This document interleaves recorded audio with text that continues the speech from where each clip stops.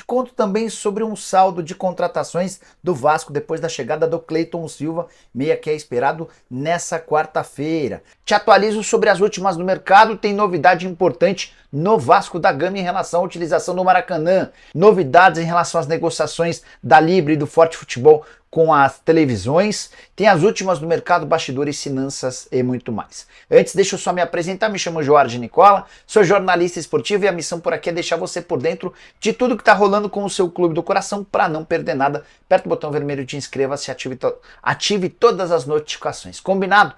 Só para completar sobre o Vitória, o clube ainda tenta convencer o zagueiro Maicon do Vasco a se mudar para Salvador, operação mais complexa do que as outras duas.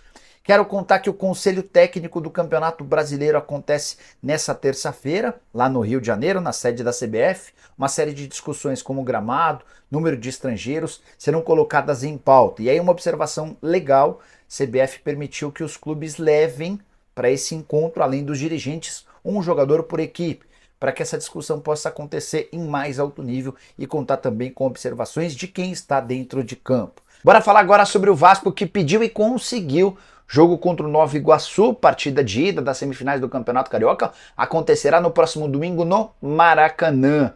Esse pedido havia sido feito ao consórcio Maracanã, que é administrado por Flamengo e Fluminense, e também a Ferj.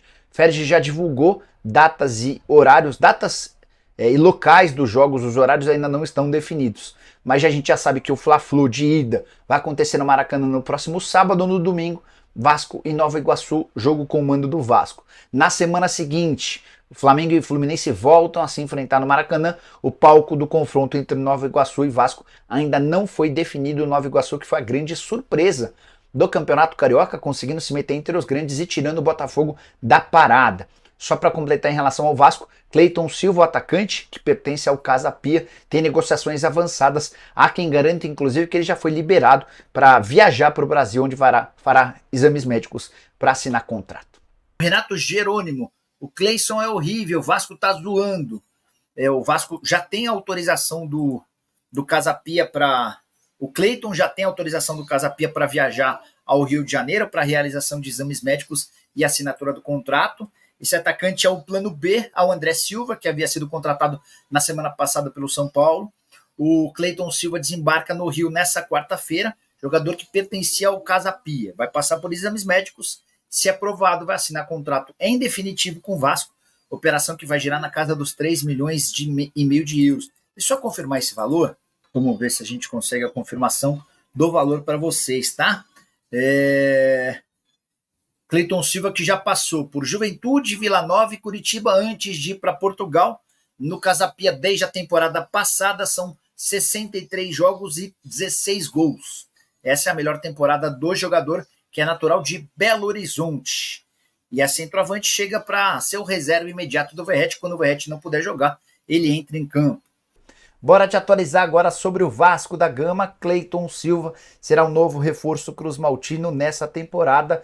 Apresentação, ou melhor, o desembarque do jogador brasileiro de 25 anos de idade acontece nessa quarta-feira no Rio de Janeiro. Ele vai passar por exames médicos e assinar contrato de empréstimo com opção de compra. Atleta revelado no Lajeadense, com passagens por Juventude, Vila, Coxa, até que ele se muda para Portugal. No Casa Pia, seu clube atual, foram 63 partidas, 16 gols e mais 2 assistências.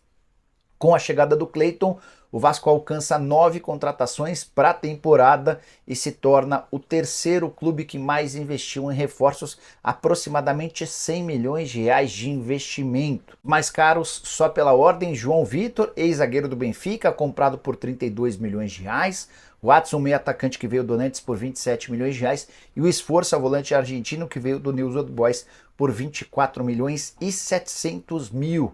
Você está gostando dos investimentos feitos pela 777? O Vasco está pronto para o Campeonato Brasileiro? Acho pouco provável que chegue mais um reforço até essa quinta-feira, o último dia da janela de inscrições. Mas, porém, contudo e todavia, tem uma observação importante que vale para o Vasco, mas para quaisquer outros clubes brasileiros. Jogadores que estavam atuando nos campeonatos estaduais podem se mudar de clube até 19 de abril. Só para explicar, vou citar o caso do Vitor Andrade, da minha Portuguesa. O Vitor Andrade para se mudar para outro clube, precisaria, se não houvesse essa composição, ir embora agora, até essa quinta-feira, ou seja, ele ficaria de fora do mata-mata do Campeonato Paulista, algo completamente contraproducente. O que a CBF fez? Para atletas que disputam os estaduais, há uma permissão para que essa mudança ocorra até 19 de abril. Dessa maneira, o Vitor Andrade e quaisquer outros atletas que estão envolvidos nos estaduais podem se mudar até uma data um pouquinho mais flexível, o que permite ao Vasco sonhar com mais alguma contratação de jogador que está no futebol brasileiro. Família, ficamos aí com o giro de notícia do Vasco da Gama. Você que está no vídeo até agora aí e não é inscrito, dá aquela moral pra gente se inscrever no canal para poder fortalecer o nosso trabalho de estar trazendo vídeos diários do Vasco da Gama. E o Vasco da Gama que está tentando aí fazer a busca de mais reforços, né? E hoje é o último dia, amanhã encerra a janela e creio que o Vasco não vai fazer nenhuma outra contratação. Fica meio difícil, né, acreditar que o Vasco vai por meio do semestre com os que já tem, perdeu Paulinho e Jair, que são grandes peças aí importantíssimas do Vasco, né? O Jair, um dos poucos que se salvaram, foi Jair, Léo, Piton, o Jardim, poucos jogadores se salvaram daquela primeira remessa aí, né? Mas na verdade era o treinador, né, cara, que não estava sabendo comandar o time, essa é a verdade.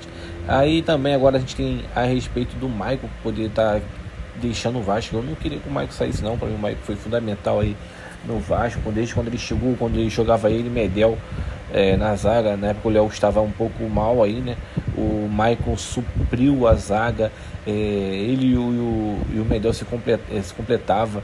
Cara, dificilmente o Vasco tomava gol quando os dois estavam sendo titular. E para mim fico muito triste com a possível saída do Maicon. Não gostaria não, para mim é um bom jogador. Queria que ele permanecesse no Vasco aí, né? E tivesse mais oportunidade, como foi no jogo contra o Botafogo. Ele estava um tempão sem entrar, quando entrou bem, jogou muito bem, tem muita visão de jogo. Para mim seria fundamental a permanência dele. E não gostaria dele sair, mas ele tem que seguir a vida dele também. Ele faz o melhor para ele. Se ele quer sair do Vasco, se ele tiver afim, se ele acha que é o melhor para ele e para a família dele, ele tem que fazer isso mesmo. Mas é isso aí. E a respeito de Cleiton Silva, cara, eu não tenho nada a dizer sobre ele. Não conheço o jogador, nunca ouvi falar, nunca vi o lance dele. Nem tenho interesse de buscar interesse dele, porque para mim é tratado como aposta. Então a gente pode pegar os melhores lances, tendo que só coloca os melhores lances. E a gente tem que ver no dia a dia no jogo. Tomara que chega para arrebentar, que chega e se torne um dos jogadores principais do Vasco. E vamos ver o que vai acontecer. Mas enfim, é isso aí, rapaziada. A princípio, as informações são essas. Se você gostou do vídeo, dá aquele like, se inscreve no canal para não perder nada nos próximos vídeos que a gente postar, tá bom? Agora eu vou ficar por aqui e peço você, se não for inscrito, se inscrever no canal, tá bom? E te desejo aí um ótimo dia e que tua vida seja repleta de saúde. Tchau, tchau, fui!